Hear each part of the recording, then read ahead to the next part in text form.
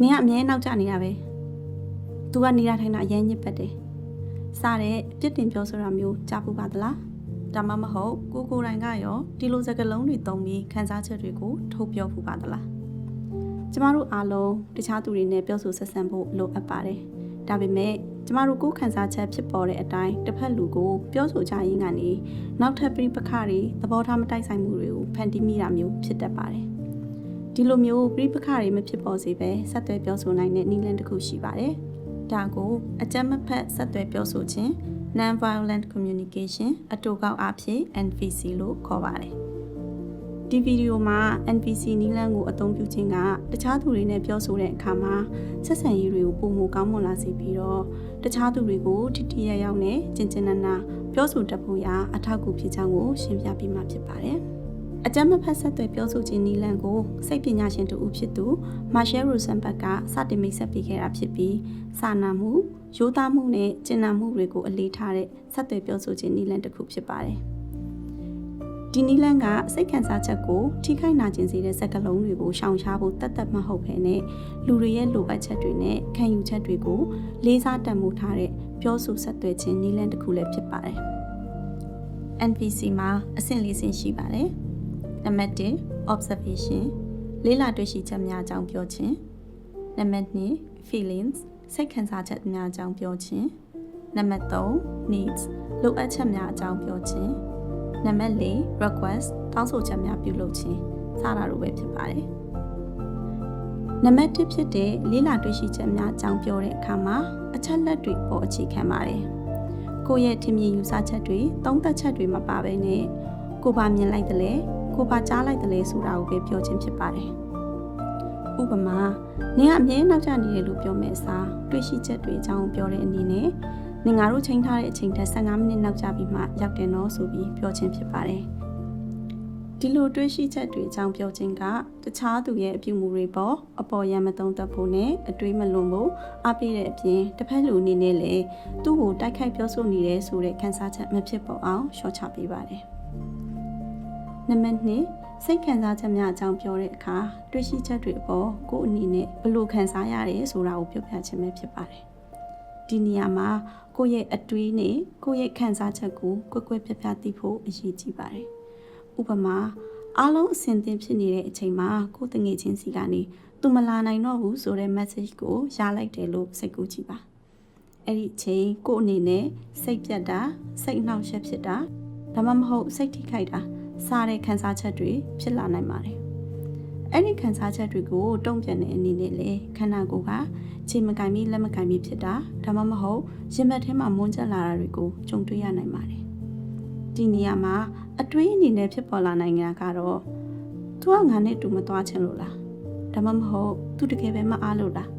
စသဖြင့်ဖြစ်နိုင်ပါတယ်။တကယ်တော့အဲ့ဒါတွေကအခြေအနေတစ်ခုပေါ်မှာကိုယ့်ဘာသာအထိပ္ပယ်ကောက်နေတာဒါမှမဟုတ်ခံမှန်းနေခြင်းသာဖြစ်ပါတယ်။အကြမ်းမဖက်ပြောဆိုဆက်သွယ်ခြင်းရဲ့ဒုတိယအဆင့်မှာကျမတို့ကခန်းစားချက်တွေအကြောင်းကိုပဲဖော်ပြစေချင်တာဖြစ်ပါတယ်။အတွေးတွေကိုဖော်ပြစေချင်တာမဟုတ်ပါဘူး။ဒါကြောင့်မို့လို့ကိုယ်အမှန်တကယ်ဘာခံစားနေရလဲဆိုတာကိုနားလည်ဖို့ကလည်းအရေးကြီးပါတယ်။တခြားသူတွေကိုမတုံ့ပြန်ခင်မှာလည်းကိုယ့်ရဲ့အမှန်တကယ်ခံစားချက်တွေကိုနားလည်ဖို့အချိန်ယူပြီးစဉ်းစားဖို့လိုအပ်ကောင်းလည်းလိုအပ်နိုင်ပါတယ်။ဒါအပြင်ခံစားချက်ကိုဖော်ပြတဲ့အခြားသောစကားလုံးတွေကိုလည်းလေ့လာခြင်းကမှန်ကန်တဲ့ခံစားချက်တွေကိုဖော်ပြနိုင်ဖို့အထောက်အကူပြုပါတယ်။ဥပမာအနေနဲ့ငါဝမ်းနေတယ်လို့ရေဘူးရဆန်ဆန်ပြောမိအစားငါအထီးကျန်တယ်လို့ခံစားရတယ်ဒါမှမဟုတ်ငါအနေနဲ့လုံနိုင်စွမ်းမရှိတော့ဘူးလို့ခံစားရတယ်ဆိုပြီးတင့်အနေနဲ့တိတိကျကျလေးပြောပြနိုင်ပါတယ်။ကျမတို့အများစုကခံစားချက်တွေကိုဘယ်လိုဖော်ပြရမယ်ဆိုတာမလေ့လာခဲ့ကြသလိုကျမတို့ရဲ့ပတ်ဝန်းကျင်ကလည်းဒါတွေကိုလေ့လာသင်ယူဖို့အတွက်တွန်းအားမပေးခဲ့တာလည်းဖြစ်နိုင်ပါတယ်။မိသားစုလောက်ဖော်ကင်ဖက်တွေနဲ့တငယ်ချင်းတွေအချင်းချင်းကြားမှာကိုပဲကိုယ့်ရဲ့ခံစားချက်တွေကိုထုတ်ဖော်ပြောဆိုဖို့ဆိုတာခက်ခဲနေတာစိုးရိမ်နေရတာမျိုးလည်းဖြစ်နိုင်ပါတယ်။ဒါပေမဲ့ NVC ကိုအသုံးပြုခြင်းကတခြားသူတွေနဲ့ဆက်ဆံရေးအပိုင်းမှာတိုးတက်ပြောင်းလဲလာနိုင်တယ်လို့တခြားသူတွေရဲ့အခြေအနေကိုလည်းနားလည်လာနိုင်ပြီးသူတို့နဲ့ပို့ပြီးအချိတ်ဆက်မိမိဖြစ်လာနိုင်အောင်ထောက်ကူဖြစ်စေပါတယ်။ နောက်တစ်ခုအနေနဲ့ကျမတို့ကစကားလုံးတွေနဲ့ပြောဆိုတာအပြင်လည်းလက်ဟန်ချီဟန်မျက်နှာအမူအရာတွေနဲ့ပါခန်းစားချက်တွေကိုဖော်ပြလေးရှိပါတယ်ဒီမှာသတိထားရမှာကဒီလိုအမူအရာတွေကကျမတို့ရဲ့အမှန်တကယ်ခန်းစားချက်အစစ်မှန်တွေကိုထင်ဟပ်စေနိုင်ရဲ့လားဆိုတာပဲဖြစ်ပါတယ်နံပါတ်3လိုအပ်ချက်တွေကိုသိချနားလည်ခြင်းအပိုင်းပဲဖြစ်ပါတယ်လိုအပ်ချက်တွေလို့ပြောရင်အသက်ရှင်ဖို့ပျော်ရွှင်ကောင်းမွန်စွာနေထိုင်နိုင်ဖို့အစားအစာဘေးကင်းလုံခြုံမှုနဲ့ချစ်ချင်းမေတ္တာစတဲ့လိုအပ်ချက်တွေရှိကြပါတယ်။ဒါပေမဲ့ဒီအခြေခံလိုအပ်ချက်တွေအပြင်ဘဝမှာပျော်ရွှင်ရှင်တဲ့အတိတ်ပဲရှိနေနိုင်ဖို့ကျမတို့ဘာကိုတန်ဖိုးထားတယ်၊ဘာကိုလိုချင်တယ်၊ဘာတွေကိုဦးစားပေးတယ်စတဲ့အရာတွေလည်းရှိပါသေးတယ်။ဒါတွေကလူသားအလုံးနဲ့သက်ဆိုင်တဲ့လိုအပ်ချက်တွေလည်းဖြစ်ပါတယ်။ကျမတို့ရဲ့နောက်ခံအတွေ့အကြုံတွေနဲ့စံတန်ဖိုးထားမှုတွေပေါ်မှာမူတည်ပြီးတော့တယောက်နဲ့တယောက်လိုအပ်ချက်တွေကတော့ခွဲပြားနိုင်ပါတယ်။အခုဒီဗီဒီယိုလေးကိုခဏရပ်ပြီးတော့ကိုယ့်ကိုစိတ်ဆိုးစေခဲ့မှုတဲ့အချိန်ခိုက်တန့်လေးတစ်ခုကိုပြန်ပြီးတွေးကြည့်စေချင်ပါတယ်။စိတ်ဆိုးစေတဲ့အဖြစ်ပြက်ရဲ့နောက်ွယ်ကကိုလိုချင်ပင်မဲ့မပြေလိုက်တဲ့လိုအပ်ချက်ကဘာလဲဆိုတာကိုစဉ်းစားကြည့်ပါ။ကိုအဲ့ဒီတုန်းကတကယ်ဘာလိုချင်ခဲ့လဲဆိုတာကိုတည်တည်ချာချာသိနိုင်ပါသလား။တကယ်လို့ကိုယ့်ရဲ့အရေးကြီးတဲ့လိုအပ်ချက်ကိုမရလိုက်ဘူးဆိုရင်ကိုယ့်အနေနဲ့မကောင်းတဲ့ခံစားချက်တွေကိုခံစားရနိုင်ပြီးတော့အဲ့ဒီလိုအပ်ချက်ကိုသာရရှိခဲ့မယ်ဆိုရင်တော့ကိုယ့်အနေနဲ့ကောင်းမွန်တဲ့ခံစားချက်တွေကိုခံစားရမှာအသေးချပါပဲဒီနေရာမှာကျမတို့ရဲ့မရလိုက်တဲ့လိုအပ်ချက်ကိုခံစားချက်နဲ့ချိတ်ဆက်ပြီးပြောတဲ့အခါမှာတစ်ဖက်သူကိုအပြစ်တင်တာမျိုးနဲ့မစပဲပြောဆိုလို့ရပါတယ်ဥပမာငါတကယ်အားငယ်တယ်လို့ခံစားရတယ်ငါမိကိုဖို့လိုအပ်တာစသဖြင့်ဖြစ်ပါတယ်နံပါတ်4နောက်ဆုံးအနေနဲ့ကတော့တောင်းဆိုချက်များပြုလုပ်ခြင်းပဲဖြစ်ပါတယ်ကိုယ့်ရဲ့လိုအပ်ချက်တွေပြည့်မီအောင်တခြားသူစီကအကူအညီရဖို့အတွက်တိတိကျကျတောင်းဆိုခြင်းလုပ်ငန်းစဉ်ဖြစ်ပါတယ်ကောင်းမွန်တဲ့တောင်းဆိုချက်ဖြစ်ဖို့ကတော့ရှင်းလင်းပြီးတော့လှုပ်ဆောင်နိုင်စွမ်းရှိတဲ့အရာဖြစ်ရပါမယ်ဥပမာနောက်ဆိုရင်အချိန်မှန်ရောက်လာပေးဖို့အဆင်ပြေမလား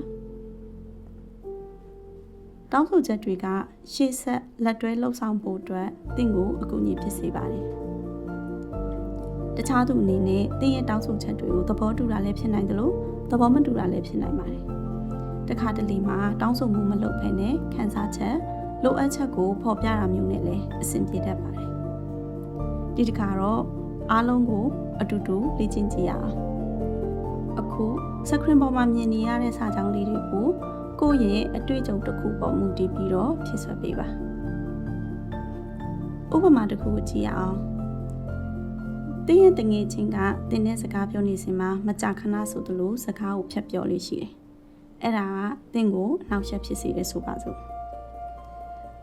တငယ်ချင်းငါတို့စကားပြောနေတဲ့အချိန်မှာသတိထားမိရတစ်ခုရှိတယ်အဲ့ဒါကတစ်ခါငါစကားမဆုံးသိခင်နင်ကစကားတွေကိုကြားဖြတ်ပြီးဝင်ပြောနေတာအဲ့လိုအချိန်မှာငါအနေနဲ့စိတ်ပြအားငယ်တယ်လို့ခံစားရတယ်။ငါပြောနေတာကိုလည်းဂိမ်းမဆိုင်တယ်လို့ခံစားရတယ်။ဒီလိုက